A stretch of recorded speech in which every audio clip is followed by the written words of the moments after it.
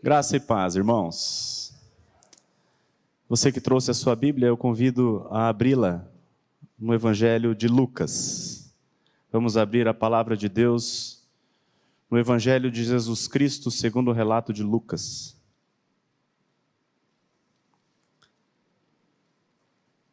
A porção sobre a qual nós iremos meditar hoje está nos versículos 27 a 32.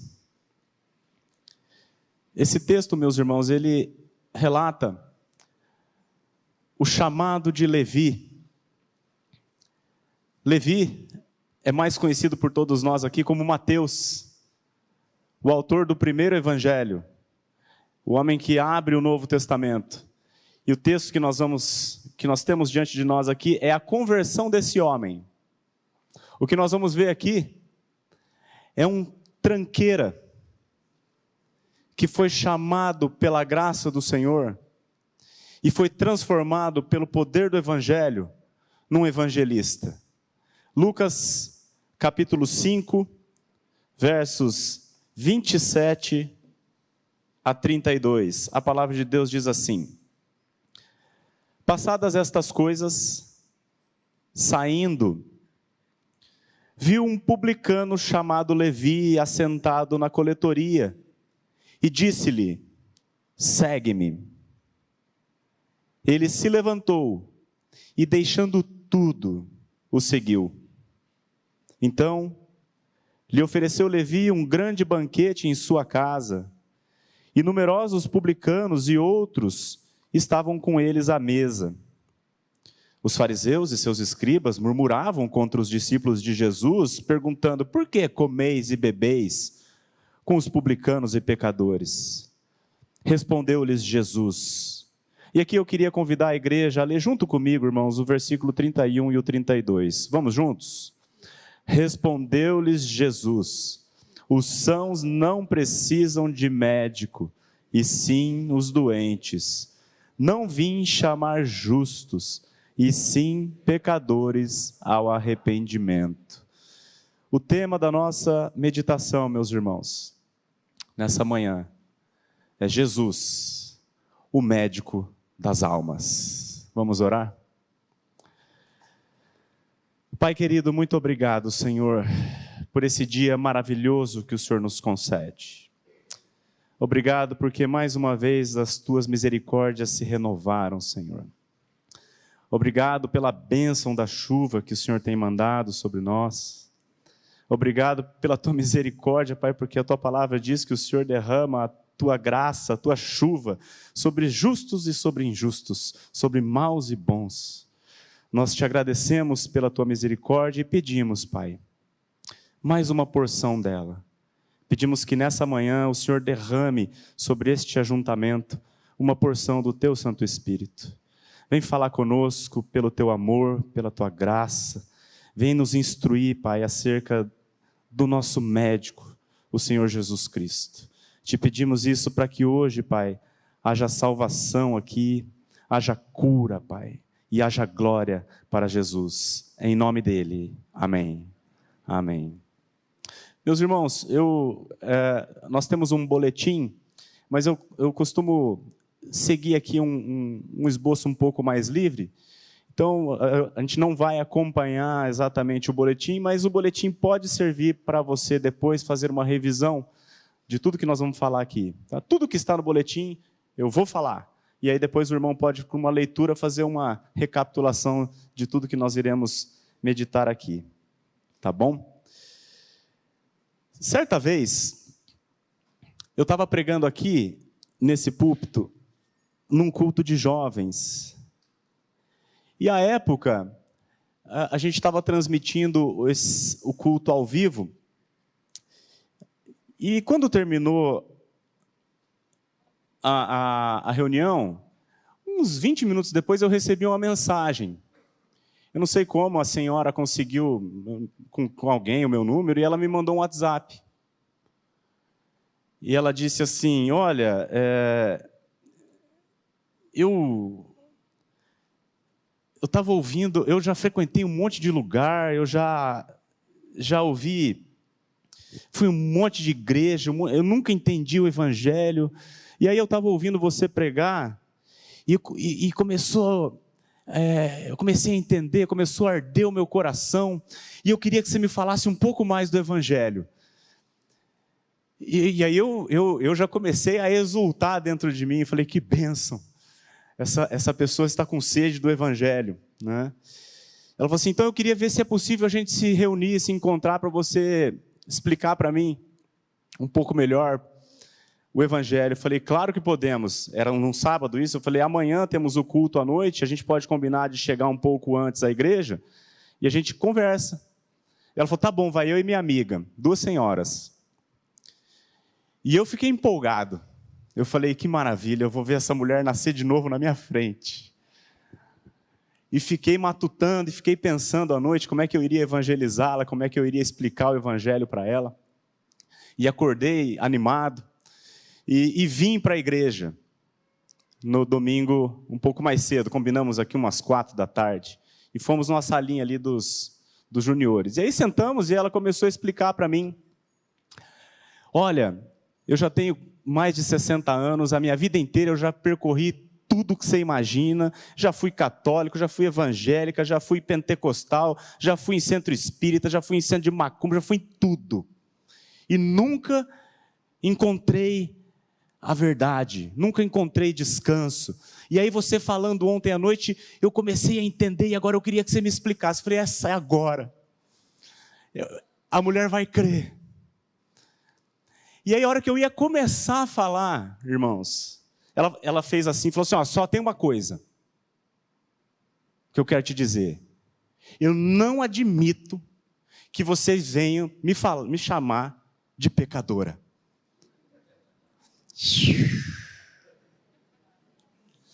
Que frustração, meus irmãos.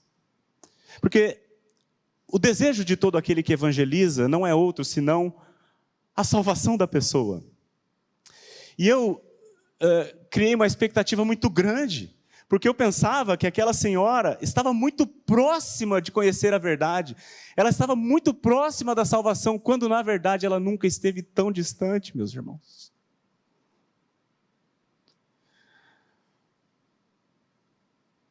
O evangelho, queridos, eu já ouvi isso aqui do nosso pastor, ele é para qualquer pessoa, mas ele não é para todo mundo.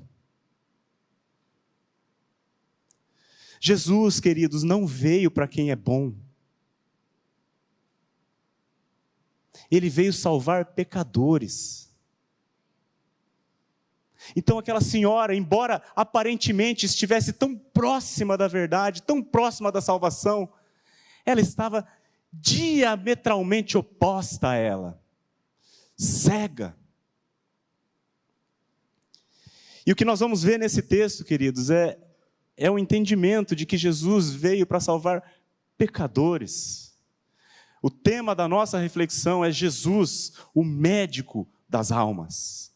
E com a graça dele, eu espero que nós possamos compreender, todos aqui possamos compreender isso, para que haja cura, para que Jesus cure-nos, a cada um de nós aqui. Vamos caminhar então no texto? O nosso versículo primeiro é o 27.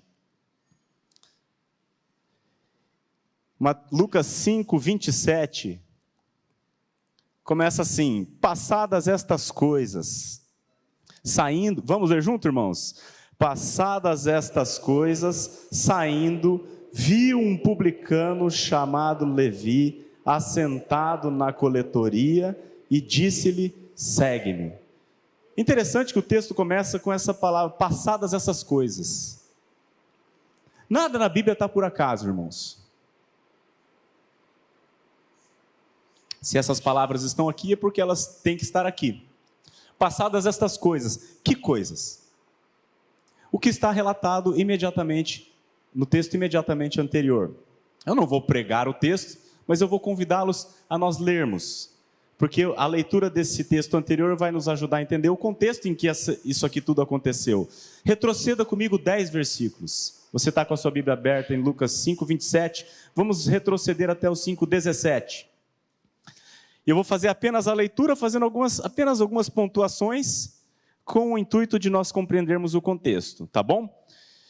Lucas 5,17 diz assim: ora, aconteceu que num daqueles dias, estava ele, esse ele aqui é Jesus, né? Estava ele ensinando, e achavam-se ali assentados fariseus e mestres da lei, vindos de todas as aldeias da Galiléia, da Judéia e de Jerusalém. Só uma pausa aqui, os fariseus e os mestres da lei, todos já estamos familiarizados com eles, mas é bom relembrar. Fariseus e mestres da lei eram a elite da religião. Eram os líderes religiosos da nação de Israel. Eram pessoas que frequentavam o templo, que davam o dízimo, que jejuavam 2 vezes por semana, que memorizavam as escrituras, que eram os mestres espirituais daquele povo. Esses eram os fariseus. E o texto segue dizendo que o poder do Senhor estava com ele para curar. Verso 18. Vieram então uns homens trazendo em um leito um paralítico e procuravam introduzi-lo e pô-lo diante de Jesus. E não achando por onde introduzi-lo, por causa da multidão, subindo ao eirado, o desceram no leito por entre os ladrilhos para o meio, diante de Jesus. E aqui também eu quero fazer apenas uma pontuação. Esses amigos aqui, isso aqui é amigo de verdade. Você perceba que esses amigos, o que eles fizeram com aquele paralítico? Procuravam introduzi-lo, procuravam levá-lo a Jesus. Mas eles tiveram dificuldade por causa da multidão. Pergunto a você, quantas pessoas você conhece? Você, como eu, tem mais de 40 anos, já viveu bastante, você conhece muita gente, uma multidão de pessoas. Pergunta, dessas pessoas que você conhece, quantos procuraram levá-lo até Jesus? As multidões, queridos, via de regra, atrapalham. Mas o amigo que é amigo, esse vai procurar levar você até Jesus. É o que esses amigos fizeram. Embora as multidões estivessem atrapalhando, eles deram um jeito. Vou levar o meu amigo até Jesus. E colocaram o amigo diante do Senhor. Aí o verso 20 diz assim, olha que interessante. Vendo-lhes a fé, Jesus disse ao paralítico: homem, estão perdoados os teus pecados. Mas espera aí, eles levaram esse cara para quê lá? O problema do cara era a paralisia. E aí Jesus não cura a paralisia dele. Jesus fala, homem, estão perdoados os teus pecados. Sabe por quê, queridos? Porque Jesus é um homem ocupado, ele não tinha muito tempo a perder, não. Então ele prioriza o que é prioritário. E a prioridade na vida do ser humano, queridos, não é cura física, é o perdão de pecados. O grande problema da humanidade não é falta de dinheiro, não é falta de saúde, porque todos esses, eles decorrem de um problema primário. A origem de todos os problemas, o pecado. Então Jesus vai direto ao ponto. Olha, estão perdoados os teus pecados. E o texto segue dizendo, no 21, que os escribas e os fariseus arrazoavam. Sabe o que é arrazoar? É pensar no íntimo, não verbaliza, só arrasou assim, só pensando ali no seu coração. Eles arrazoavam dizendo, quem é este que diz blasfêmias? Quem pode perdoar pecados, senão Deus? E nisso eles tinham razão. Quem pode perdoar pecados, senão Deus? Certo?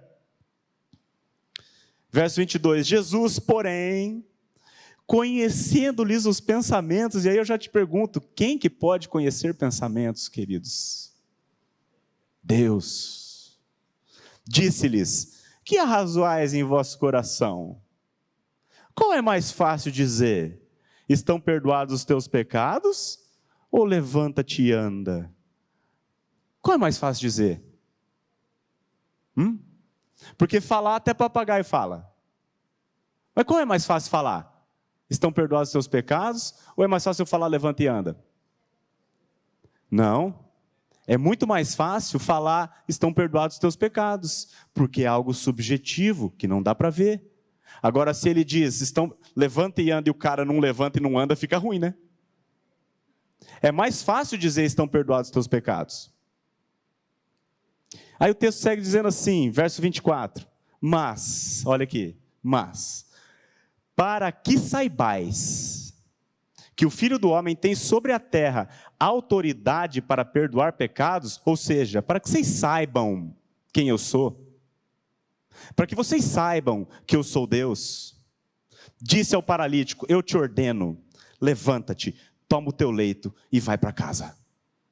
O propósito dos sinais de Jesus, queridos, não era outro, senão mostrar a sua autoridade, a sua identidade, com o objetivo de que as pessoas conhecessem a sua verdadeira missão. Ele fazia sinais para provar que ele era Deus e que ele veio aqui para resolver o problema do ser humano, que é o pecado. Imediatamente, verso 25, se levantou diante deles, ou seja, houve cura física. E, tomando o leito em que permanecera deitado, voltou para casa, glorificando a Deus, cura espiritual. Todos ficaram atônitos, davam glória a Deus, e possuídos de temor diziam, hoje vimos prodígios.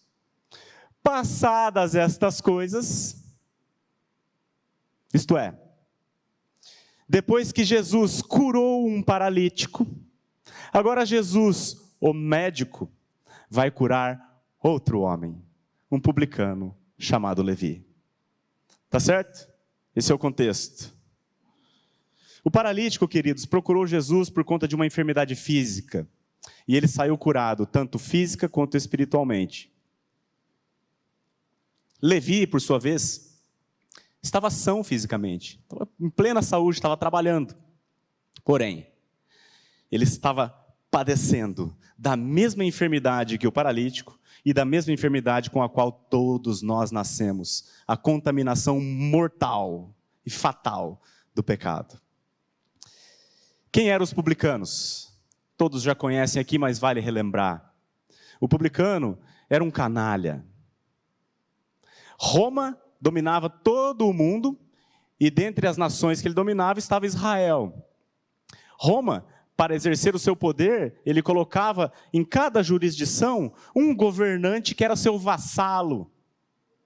No caso lá da Judéia, de Israel, era Herodes. E esse Herodes, ele vendia franquias da Receita Federal, né? E o publicano, quem era o publicano? É aquele que pagava dinheiro para o vassalo do Império Romano, para ter o direito de cobrar imposto do seu próprio povo. Esse era o publicano. Um homem ganancioso, queridos. Traidor, sem honra nenhuma. Pagava para ter o direito de explorar o seu próprio povo, em favor daquele que já o explorava. E mais, o publicano, ele dispunha de força militar. E ele podia cobrar o quanto ele quisesse. Havia um mínimo que Roma queria, o que ele cobrasse dali para cima era a margem dele. Então a imensa maioria dos publicanos era extremamente gananciosa, violenta, inescrupulosa, e usava de violência. Você não vai me pagar o tributo que eu estou pedindo, eu vou quebrar suas pernas, literalmente. Esse era o publicano. Um monstro. Um canalha. A escória da sociedade. Eles eram odiados, queridos. Você não tem birra do Taxade? É o sentimento que tinham para com o publicano. Mas veja a graça de Deus em ação, queridos. O texto está dizendo que Jesus viu esse homem. Jesus atentou para ele. Não foi Levi que viu Jesus, porque a Bíblia diz que não há quem entenda e não há quem busque a Deus. Foi Jesus que viu Levi. Sabe por quê? Porque a Bíblia diz que o Filho do Homem veio buscar e salvar o perdido. Jesus viu esse homem e disse-lhe, segue-me. E ao verso 28, ele se levantou e deixando tudo, o seguiu. Parece, queridos, uma decisão bastante resoluta, né? Chega a parecer precipitada. Um homem chega e fala assim, me segue. Você larga tudo e segue. O que aconteceu aqui? Será que Jesus usou os seus poderes divinos para controlar aquele homem como se fosse um zumbi? Ele saiu como um zumbi hipnotizado. Sim, mestre. Não, queridos, não é assim que Deus faz. Deus não violenta a vontade humana, Ele a conquista. Certamente, Deus já vinha trabalhando na vida desse homem. Certamente. Certamente ele já vinha trabalhando na vida do Levi por meio do ministério de Jesus. Levi morava em Cafarnaum, a mesma cidade de Jesus, uma cidade pequena. E o ministério de Jesus estava se tornando cada vez mais notório, pois ele vinha da parte de Deus. Ele falava da parte de Deus com autoridade. E ele acolhia pecadores com compaixão e os restaurava. Jesus curava todo mundo. E ele morava na mesma cidade que Jesus, então, certamente, Deus já vinha trabalhando na vida de Levi por meio do ministério de Jesus, que se avolumara em conhecimento. Também, queridos, certamente, Deus já vinha trabalhando na vida de Levi por meio da palavra. Porque sendo ele judeu, certamente, ele teve contato com as Escrituras desde criança. E nós podemos depreender que tudo indica que ele, o Levi, ou o Mateus, ele estudava muito as Escrituras, porque ele, no evangelho que ele escreveu, Mateus, ele cita o Antigo Testamento 99 vezes. Quem faz isso é quem conhece as Escrituras. E é interessante, ele cita mais o Antigo Testamento do que Marcos e Lucas juntos. E o mais interessante, queridos, o Levi, ele estudava a Bíblia sozinho. Porque sendo ele publicano, um renegado da sociedade, ele não tinha o direito de frequentar a sinagoga. Provavelmente, ele estudava as Escrituras sozinho em casa, procurando nelas o alívio. Porque a outra maneira que Deus já vinha trabalhando na vida desse homem, certamente, é por meio da sua consciência, afligida pela culpa dos seus atos. A consciência, queridos, é uma dádiva de Deus, mesmo para o homem em estado de pecado. Deus manteve um negócio no ser humano chamado consciência. E a consciência é uma luzinha lá no fundo, por mais extraviado pelo pecado que o homem esteja. A consciência é uma bênção de Deus informando o homem: olha, você está errado, você não está certo. Certamente, Deus vinha trabalhando na vida de Levi por meio da sua consciência. Ele andava afligido pela culpa. Você tem sido acusado pela sua consciência de que você tem andado errado, tem pisado na bola, que você tem estragado relacionamentos por conta de quem você é. Eu digo para você, se você é uma pessoa que está sendo afligida pela culpa, Jesus veio para pessoas exatamente como você. Ele derramou o sangue dele na cruz, queridos, para que pelo seu sangue ele trouxesse a paz. A Bíblia diz que nós, justificados, pois, mediante a fé, nós temos, sabe o quê? Paz com Deus. É para isso que ele veio. Então, queridos, certamente, Deus já vinha trabalhando na vida desse homem pelo ministério de Jesus, pelo poder da palavra, pela sua própria consciência. E agora, quando Jesus o chama pessoalmente, ele não consegue resistir. A gente chama isso em teologia de a vocação eficaz. Nós estamos trabalhando já, acho que mais de ano, né, pastor, na nossa confissão de fé. Nós estamos adotando a Confissão Batista de Fé de 1689. Tem um capítulo lá, capítulo 10, chama A Vocação Eficaz. Eu vou ler para vocês, olha que bonito. Vê se não é o que aconteceu com Levi.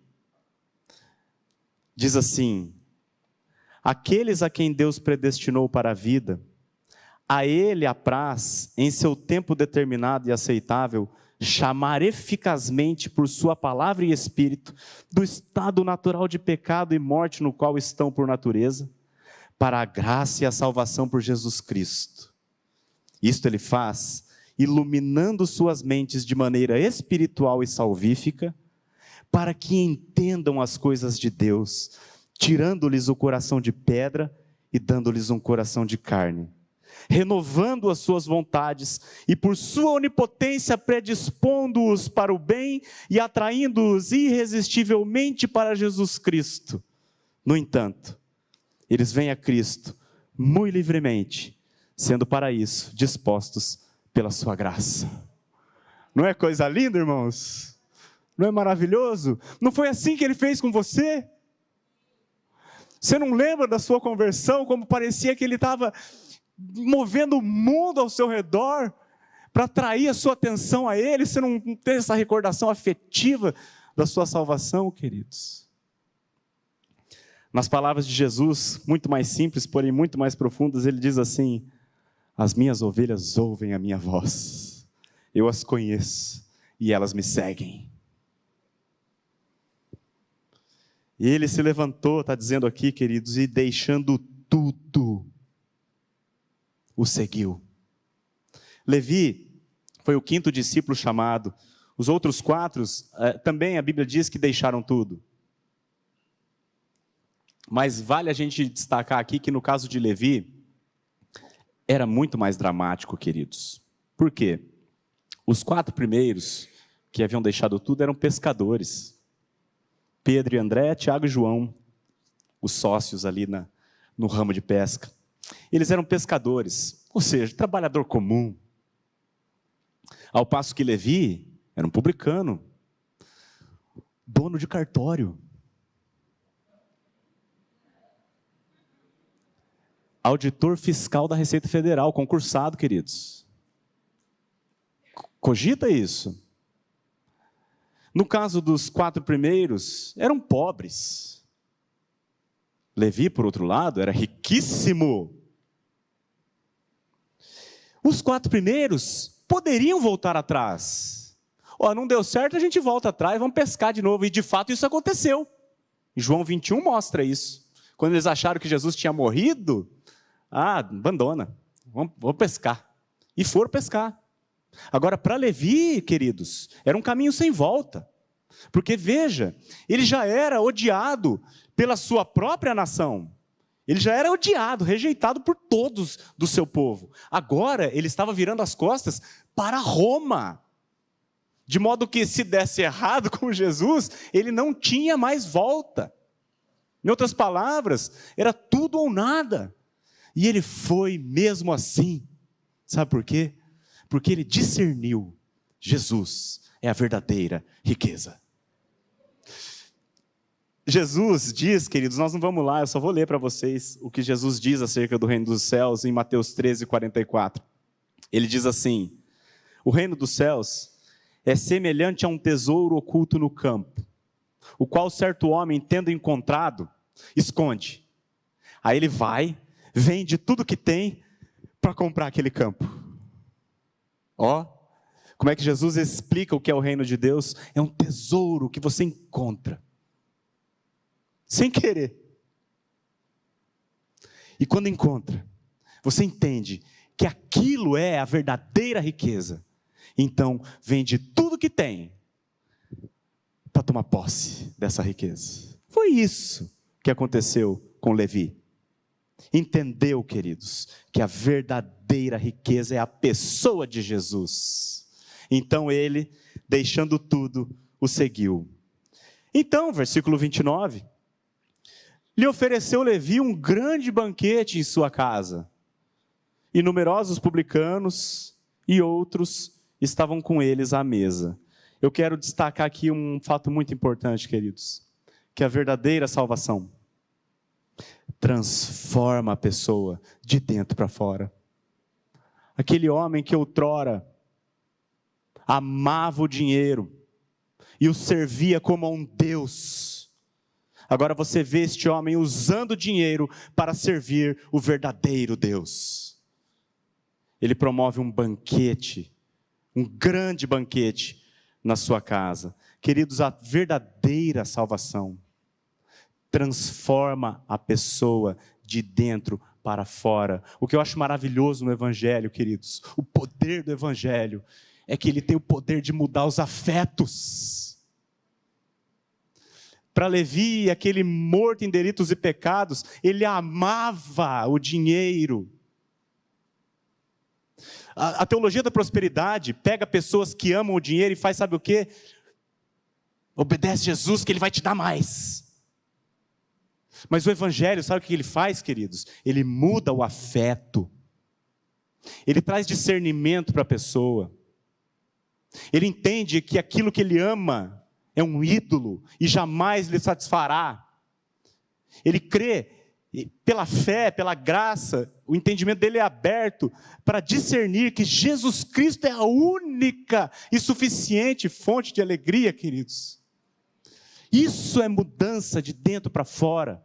A religião vai dizer para as pessoas o seguinte: você precisa melhorar para Deus te aceitar. Você precisa mudar o seu comportamento para ver se Deus te salva. Isso é religião, é fardo, irmãos. Isso cansa. Agora o Evangelho é Deus alcançando você e com o poder da sua glória, trocando o seu coração, tirando de pedra, colocando de carne, mudando os seus afetos para que você ame agora o que Deus ama. E isso é liberdade, queridos. Você ser liberto dos seus afetos desordenados, liberto do amor ao dinheiro, liberto da escravidão do pecado para a liberdade dos filhos de Deus. Isso é o Evangelho, o poder de Deus para a salvação de todo aquele que crê. Isso é libertação, isso é cura, queridos. A gente vê falar de culto de cura e libertação. Cura do quê? Libertação do quê? Se for disso que eu estou falando, é isso que o Evangelho faz. Livra você de você mesmo, te liberta do teu jeito tolo de viver, dos teus amores desordenados, e coloca um coração de carne que ama a lei do Senhor e tem prazer e nela se deleita. Essa é a verdadeira liberdade. Ser livre para obedecer a Deus.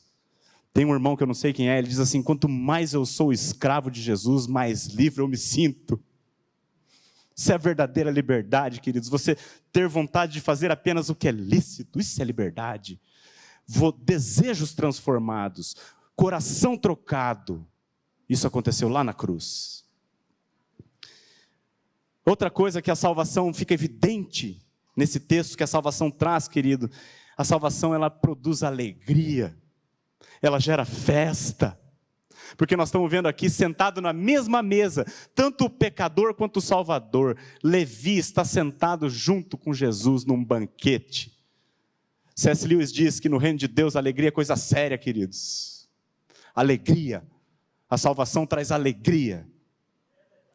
Que Levi tanto procurava no dinheiro, ele encontrou na pessoa de Jesus. E a salvação também, queridos, nós vemos nesse versículo, produz evangelistas. Porque o que nós estamos vendo aqui diante de nós é um jantar evangelístico. Levi conheceu a alegria na pessoa de Jesus e agora ele promove um jantar para Jesus, mas ele chama os seus amigos, e a Bíblia diz que são os publicanos, a tranqueirada. É um mendigo mostrando para outros mendigos onde ele achou o pão. Um jantar evangelístico. O bispo J.C. Ryle diz que um filho de Deus nunca vai para o céu sozinho. Ele leva os amigos. E aqui, querido, eu quero dizer uma coisa para você. Considere em abrir a sua casa como um ponto de evangelização. Considere investir o seu tempo, seu trabalho, seu dinheiro na evangelização e na salvação de vidas. Queridos, não tem alegria maior do que você ver uma pessoa que estava caminhando para o inferno ser salva para a eternidade no teto da sua casa, queridos. Considere fazer o que Levi fez. trabalhar, queridos, para a salvação de almas, porque a Bíblia diz que uma alma vale mais que o mundo inteiro. Considere. E o verso 30 diz assim, está uma festa aqui acontecendo, né? Todo mundo se divertindo, exceto uma galera. Os fariseus e os seus escribas murmuravam contra os discípulos de Jesus, perguntando: por que comeis e bebeis com os publicanos e pecadores? Quem eram os fariseus? O top da religião. O top da moralidade. E quem eram estes fariseus especificamente? Os mesmos, exatamente os mesmos, que tinham visto Jesus curar um paralítico com seus próprios olhos. Na ocasião, nós lemos que todos ficaram atônitos e davam glórias a Deus, exceto os benditos aqui. E os malditos aqui. E aqui, queridos, todos estão se alegrando, exceto os beleza aqui. Por quê? Porque a graça de Deus no Evangelho ofende o orgulho humano na religião. A religião, querido, vai dizer que a salvação é pelo mérito, mas no Evangelho nós sabemos, a salvação é somente pela graça. Porque se fosse pelo mérito, quem poderia? Na religião, o homem tenta subir aos céus. No Evangelho, Deus desce do céu na pessoa de Jesus para buscar e salvar o homem que se havia extraviado. Na religião, o homem pensa que é bom. No Evangelho, o homem sabe que não é. Na religião, o homem se orgulha dos seus feitos. No Evangelho, pela graça, ele se arrepende de quem ele é. A graça de Deus, definitivamente, queridos, ofende a meritocracia humana. Humilha o homem, mas o faz em amor, visando o seu bem eterno. E é interessante que aqui no 30, eles interpelam os discípulos de Jesus. Mas Jesus, amoroso e bom pastor que é, ele toma a frente e ele responde. Verso 31 diz assim, vamos ler juntos, irmãos? Respondeu-lhes Jesus: os sãos não precisam de médico, e sim os doentes. Estou olhando o pastor Maurício Torres ali. O pai dele, quando que teu pai faleceu, Maurício? Faz 1 ano e pouco, 2 anos? 3 anos já? Nossa, o tempo passa, hein? O pai do Maurício, ele teve câncer. E metástase, né, Maurício? Tomado o corpo todo de metástase. E o pai do Maurício era um cearense, né? Nordestino, cearense, brabo. E o Maurício levava o pai dele, o seu Raimundo, para fazer exame. E o seu Raimundo falava assim, não tenho nada, eu estou bom, não estou sentindo nada, eu estou bem. Não preciso de tratamento, não quero nada. Pois é, morreu mesmo assim. Sabe por quê, queridos? Porque negar a enfermidade não cura a doença. A condição primeira para que uma pessoa seja tratada é reconhecer que ela está doente. E o pecado, queridos, ele tem o poder de cegar o entendimento das pessoas. A pessoa não enxerga a verdade acerca de si mesma. Ela não vê a doença. Esses fariseus não enxergavam que estavam mortos em delitos e pecados. Assim como aquela senhora que me procurou. Não enxergava. Tem um senhorzinho que vende fruta lá perto de casa e carvão, eu sempre compro com ele lá, e uma vez eu conversando com ele, o nome dele é bíblico, o nome dos meus filhos tudo bíblico, a gente conversando sobre, puxei um papo da palavra, assim, comecei a falar da palavra, aí ele veio dizer o seguinte, ele trouxe a seguinte frase para mim, olha, de vez em quando a gente erra, né? Nós não somos perfeitos, mas eu não tenho maldade. O pecado, queridos, fez isso conosco. Morto em delitos e pecados, caminhando a 100 por hora para o inferno, eu sou bom.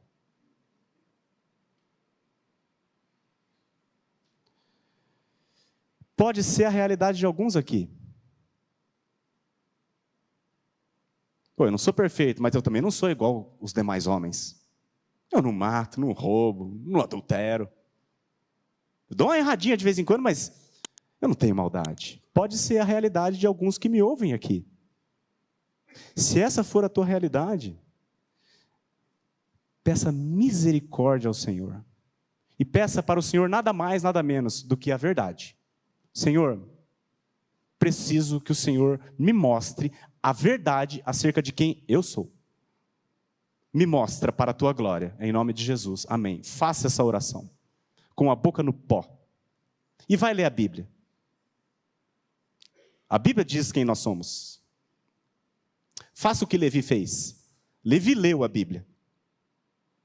Por isso, quando Jesus o chamou, ele estava com a terra do coração afofada. O entendimento. Queridos, a gente usou o exemplo ali do seu Raimundo, uma enfermidade. Na medicina, temos um médico ali olhando para mim. Existe os médicos que têm uma opinião acerca de um assunto e tem o médico que dá o diagnóstico. Algumas coisas são difíceis de você dar o diagnóstico, então você dá uma opinião, né? Mas Jesus, queridos, é o médico. Ele nunca tem uma opinião a nosso respeito. Ele tem sempre o diagnóstico preciso e exato. E o diagnóstico bíblico para todos nós aqui é um só. Nós não vamos lá, eu só vou ler para vocês, está em Romanos capítulo 3, versos 10 a 12. Diz assim, a Bíblia diz acerca de nós: não há justo, nenhum sequer. Não há quem entenda, não há quem busque a Deus. Todos se extraviaram, a uma se fizeram inúteis. Não há quem faça o bem, não há nenhum sequer. Esse é o diagnóstico. Preciso. Não há justo. Nenhum sequer. No mesmo capítulo vai dizer que todos pecaram. Todos pecaram e destituídos estão da glória de Deus. Um pouquinho mais para frente vai dizer que assim como por um só homem entrou o pecado no mundo e pelo pecado entrou a morte, assim também a morte passou a todos os homens, porque todos pecaram. Esse é o diagnóstico, queridos. O diagnóstico preciso de Jesus, o médico, a meu respeito, a teu respeito. O pecado, ele se manifesta, vamos dividir assim, didaticamente, em duas grandes faces. Ele pode se manifestar na forma de libertinagem. É o caso de Levi. O que é um libertino? É um homem que vive como se Deus não existisse. Eu vou viver do meu jeito, eu vou buscar os meus próprios interesses, custe o que custar, o resto que se lasque. Esse é o libertino. Mas o pecado também se manifesta de uma outra maneira, queridos. Por meio da religiosidade. Ou, em outras palavras, por meio da autoconfiança. Quem é o religioso? Quem é o autoconfiante? É aquele homem que entende que Deus existe, mas que ele vai poder comparecer diante de Deus porque ele é uma pessoa boa. Ambos, queridos, tanto a libertinagem quanto a religiosidade ou a autoconfiança, ambos são pecados igualmente fatais e demandam arrependimento. Agora, é interessante que Jesus fala para os fariseus em outra ocasião assim: as prostitutas e os publicanos vos precedem no reino de Deus. Olha, ele está dizendo o seguinte: o travesti que está rodando a bolsinha lá no leste-oeste, ele está mais perto do reino de Deus do que você, religioso, que senta em igreja e confia em si mesmo para a salvação. Porque o travesti que está lá, ele está mais próximo de discernir a verdade acerca de quem ele é, queridos. Ao passo que aquela pessoa com uma moralidade externa gabaritada, ele entende, equivocadamente, enganado pelo seu coração enganoso, que ele é uma pessoa diferente das demais e que, portanto, ele pode comparecer diante de Deus numa boa. Tanto a libertinagem quanto a religião são pecados fatais que conduzem à morte e carecem de arrependimento. Certamente. O religioso está mais longe, né, pastor? É pior. É pior. Como é difícil converter um religioso. Israel está lá até hoje, tomando bomba. Porque não reconheceu a sua necessidade do Messias. E até hoje é o povo mais difícil de evangelizar, é o judeu. Mas a Bíblia diz que eles serão convertidos, porque o poder de Deus pode fazer todas as coisas. E aí o verso 32, queridos, diz assim, vamos ler juntos? Vamos ler juntos com vigor, queridos. Não vim chamar justos, e sim pecadores ao arrependimento. Esse é o ensino principal da passagem. Muitas passagens bíblicas são difíceis de entender, demandam explicação, de cavucar. Aqui não. É um texto muito simples, autoexplicativo, que uma criança, o meu filho de 8 anos, que está sentado ali, apesar de estar bocejando, é capaz de entender. Uma criança pode entender o que está escrito aqui, queridos. Jesus não veio chamar justos, até porque não existe nenhum. Jesus está usando de ironia aqui, um recurso linguístico. Quando ele diz não vim chamar justos, queridos, não existe nenhum justo. Nós lemos em Romanos 3, não há justo, não há nenhum sequer. A Bíblia não se contradiz, Jesus está usando de ironia aqui. Sábio como é. Jesus não veio para quem é bom. Ele veio para aqueles que pela graça reconhecem que não são. A igreja, queridos, não é um clube de pessoas boas.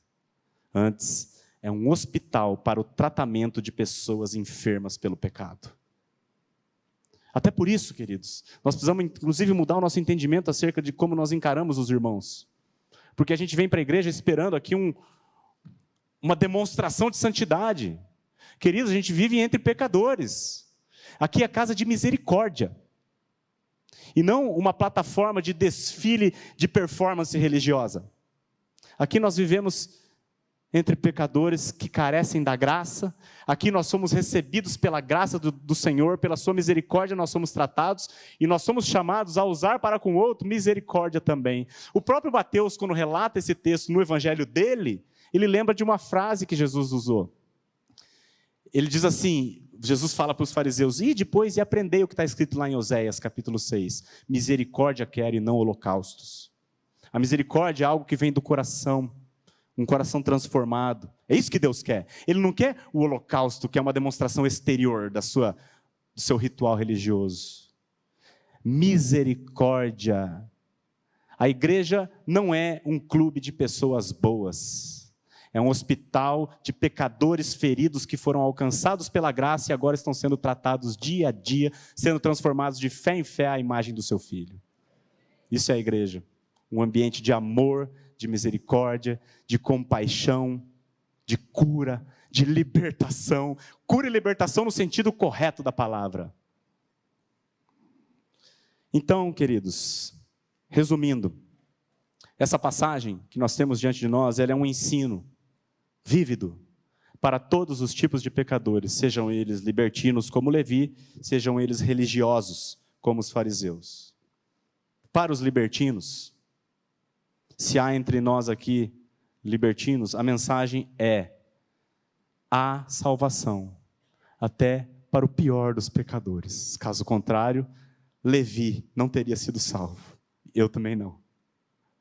Arrependa-se e creia no Senhor Jesus como seu único e suficiente Salvador. Para os religiosos, a mensagem dessa passagem é: os sãos não precisam de médico, e sim os doentes. Não vim chamar justos, e sim pecadores ao arrependimento. Arrependa-se da sua autoconfiança e creia no Senhor Jesus como seu único e suficiente Salvador. Essa é a mensagem dessa passagem. E eu quero encerrar, queridos, eu quero concluir com uma ilustração bíblica de um pecador miserável, igual Levi, que foi alcançado pela graça. Paulo. Eu convido você a abrir a sua Bíblia, lá em primeira carta de Paulo a Timóteo, capítulo 1, e a gente encerra com a leitura desse testemunho. desse miserável chamado Paulo.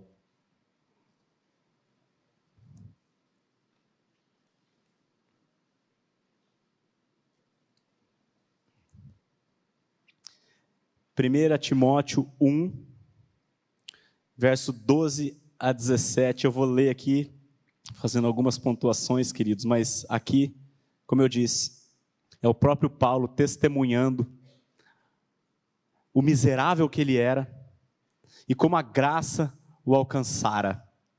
Ele diz assim: sou grato para com aquele que me fortaleceu, Cristo Jesus, nosso Senhor, que me considerou fiel, designando-me para o ministério.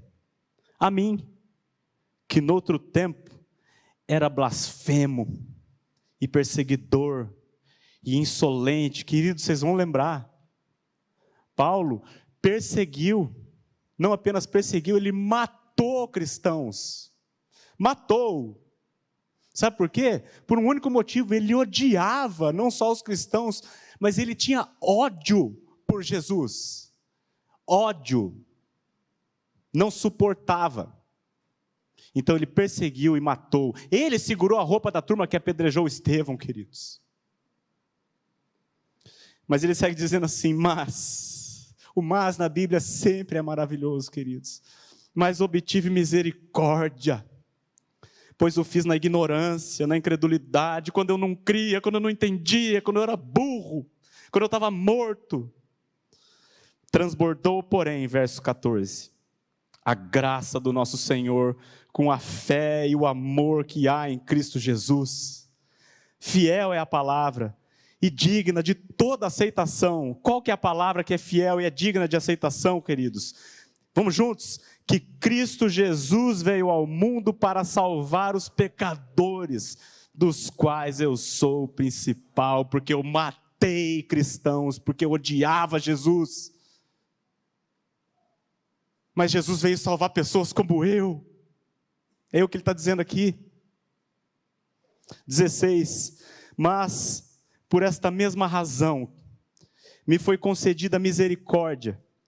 Para quê? Tem uma finalidade. Por que Paulo recebeu misericórdia, queridos? Tem uma finalidade, tem um para quê aqui. Para que em mim, o principal, evidenciasse Jesus Cristo a sua completa longanimidade, e servisse eu de modelo a quantos hão de crer nele para a vida eterna. Em outras palavras, o que ele está dizendo é o seguinte aqui, queridos: se eu, um monstro, assassino, que odiava Jesus, se eu recebi misericórdia, Deus o fez para mostrar para você que há salvação para você também. É isso que ele está dizendo.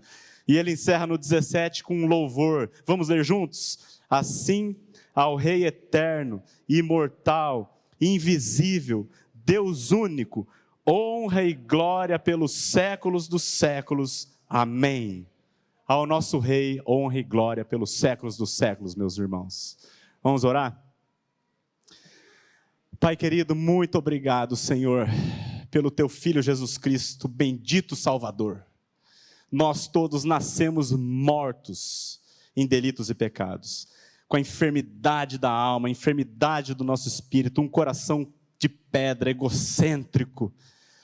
O Senhor poderia, Senhor, pela Tua justiça, pelo Teu poder, acabar com tudo e fazer uma nova criação, mas aprove ao Senhor mandar o Teu Filho, porque o Senhor nos amou. E lá naquela cruz, Ele, Pai, como a Tua palavra diz, Ele carregou sobre si toda a nossa iniquidade, Senhor. Ele foi moído pelos nossos pecados, pelas nossas transgressões, e pelas suas pisaduras, pelo seu sofrimento, pelo que Ele fez, nós fomos sarados pelo bendito médico das almas. Muito obrigado pelo Teu Evangelho, Senhor, que veio buscar e salvar o perdido. Obrigado porque Ele veio buscar e salvar o pecador, Pai. O que nós Te pedimos é que o Senhor convença cada um de nós aqui, pelo Teu Santo Espírito, da justiça, do pecado, Senhor, e do juízo. É Ele que faz isso. Só Ele pode nos ensinar quem nós somos, mas é Ele também que não nos deixa à deriva, e Ele aponta para quem Jesus é, o nosso Salvador, o médico das nossas almas. Pedimos ao Senhor que haja salvação aqui hoje, que haja cura, Pai. Não apenas cura física, ainda que seja importante, é a de menos importância. Nós te pedimos que haja cura, Pai, da alma, as feridas da alma e, sobretudo, que haja vivificação do Espírito aqui, Senhor. Pedimos que haja salvação aqui para a vida eterna, Pai, pois foi para isso que Jesus Cristo veio, para nos conceder a vida eterna contigo aí na glória. E nós esperamos o retorno dele para que possamos desfrutar de tão grande promessa e esperança. Em nome de Jesus. Amém. Amém.